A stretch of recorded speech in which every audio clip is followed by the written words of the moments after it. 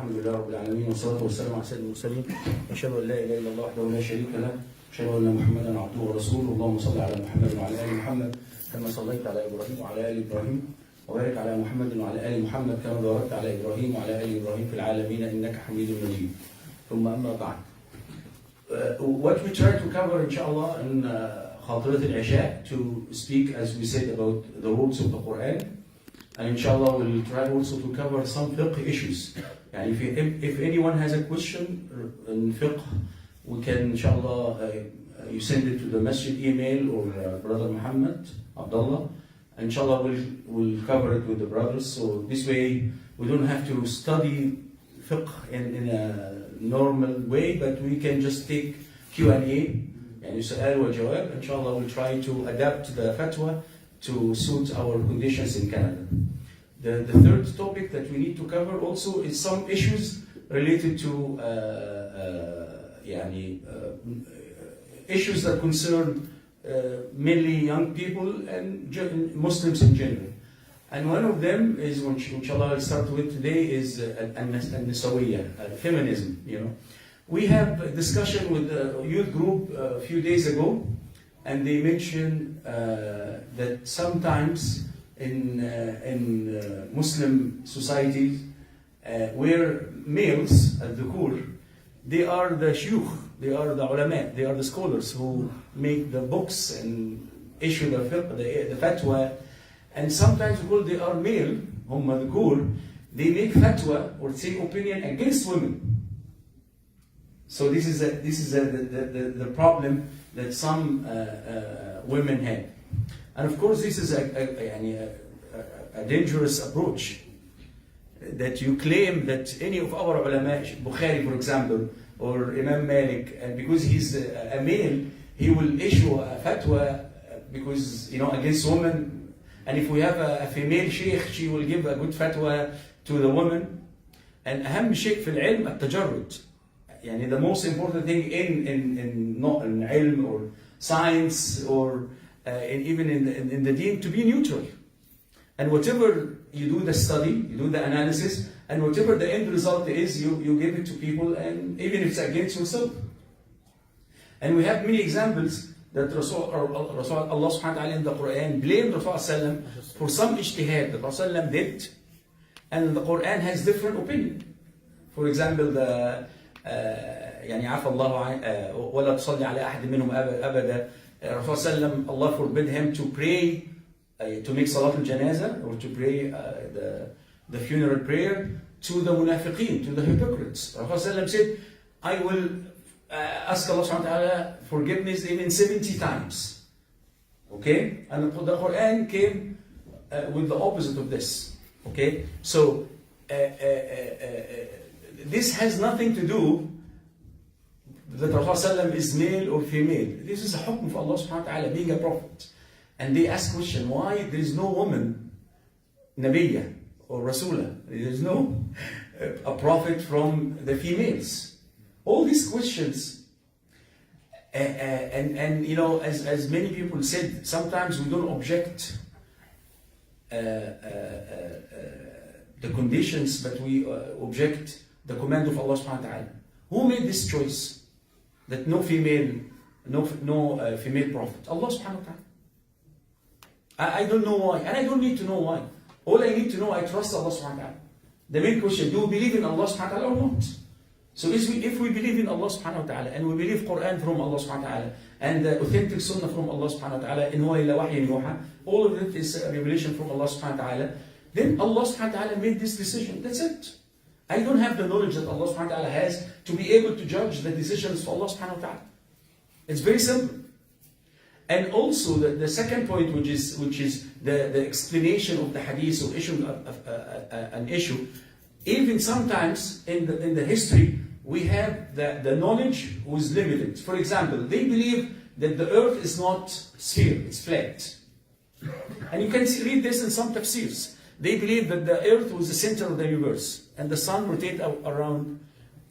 So all these opinions in the tafsir, or one of the ulama said it, because the limited knowledge they have back then. So if there is any treatment, it was not against the woman, it was against human. It was against human, man, woman, children. There is slavery back then, عبودية. But it was not only for women, it was for insan. Yes, the Western civilization, which again, this is not the right word. We will say the Roman civilization, and I will explain why I'm saying Roman, not Western. The Roman civilization, yes, they have some philosophy or ideology against women. Yes, 100%. Muslim women was giving the right to vote in the time of Uthman ibn Affan. Uthman ibn Affan, when he was elected as a Khalifa, Abdul Rahman ibn Auf saying, I went to the doors of the Medina, I knocked on the door, even to the women in their houses, and I asked their opinion. You elect Uthman or Ali? So the Muslim woman has the right to vote 1400 years ago. The Muslim American women have the right to vote like maybe 60, 70 years ago.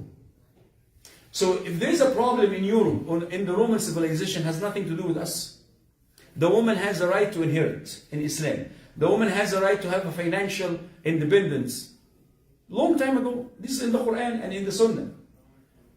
Yes, there is some mistreatment. Yes, cultural mistreatment. Yes, we have. Like in Saudi Arabia, they didn't allow the woman to drive. But in the rest of the Muslim countries, women allowed to drive. So it has nothing to do with the deen. It's a cultural issue. So if women felt oppressed, this is because the culture, not the deen. So our young women has to understand that amanatul ilm, to be honest with the ilm, we cannot give fatwa against women because we are men. This is crazy to think this way.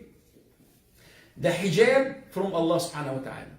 The ahkam al-mirath, and I have one friend, I met him in the jail. He was he PhD in Islamic history, but he's kind of belonged more to the left. And he told me that I will give my daughter and my son equal share of the mirath. And I said, why? He said, no, because I believe in justice. And this is more fair.